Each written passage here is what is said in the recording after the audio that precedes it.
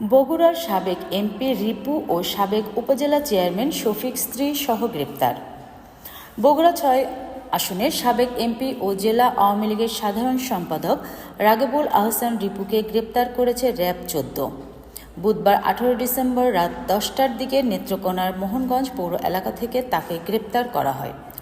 অন্যদিকে আন্দোলনে হামলা করে ছাত্র জনতা হত্যাসহ ১২ মামলার আসামি আবু সুফিয়ান শফিক তার স্ত্রী মাহফুজা খানম লিপিসহ গ্রেপ্তার হয়েছেন। শফিক বগুড়া সদর উপজেলার সাবেক চেয়ারম্যান ও সদর উপজেলা আওয়ামী লীগের সভাপতি। র্যাব সদর দপ্তরের মিডিয়া শাখা জানিয়েছে, সাবেক সংসদ সদস্য রাগিবুল আহসান রিপুর বিরুদ্ধে বগুড়া জেলার বিভিন্ন থানায় হত্যা মামলাসহ মোট ১৩টি মামলা রয়েছে। দীর্ঘদিন ধরে তিনি পলাতক ছিলেন। র্যাবের গোয়েন্দা তথ্যের ভিত্তিতে তাকে গতকাল রাতে গ্রেপ্তার করা সম্ভব হয়েছে।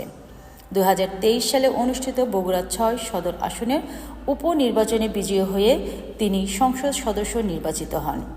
২০১৪ সালের ১০ম জাতীয় সংসদ নির্বাচনেরও প্রার্থী ছিলেন রাগিবুল আহসান রিপু। অপর সূত্রে প্রকাশ, ছাত্র জনতা হত্যাসহ ১২ মামলার আসামি আবু সুফিয়ান শফিক ও তার স্ত্রী মাহফুজা খানম লিপি গ্রেপ্তার হয়েছেন।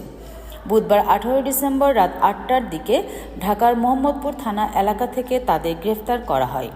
তথ্যের সত্যতা নিশ্চিত করেছেন বগুড়া জেলা পুলিশের মিডিয়া মুখপাত্র অতিরিক্ত পুলিশ সুপার সুমন রঞ্জন সরকার।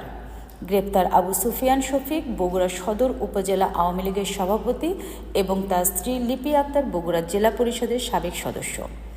অতিরিক্ত পুলিশ সুপার সুমন রঞ্জন সরকার বলেন, বগুড়া সদর উপজেলার সাবেক চেয়ারম্যান ও সদর উপজেলা আওয়ামী লীগের সভাপতি আবু সুফিয়ান শফিক এবং তার স্ত্রী মাহফুজা খানম লিপিকে রাত ৮টার দিকে DMP DB Tejgaon team Bogura জেলা পুলিশের রিকুইজিশনের ভিত্তিতে মোহাম্মদপুর এলাকা থেকে গ্রেফতার করেছে।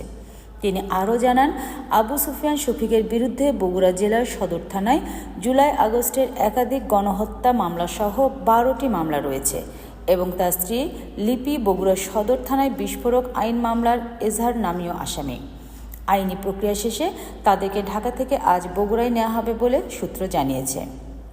বগুড়া অফিস থেকে পাঠানো তথ্য নিয়ে প্রতিবেদন ও কণ্ঠ আশিকা তন্নি, ডিজিটাল ডেস্ক, আমার সোনার দেশ, ঢাকা।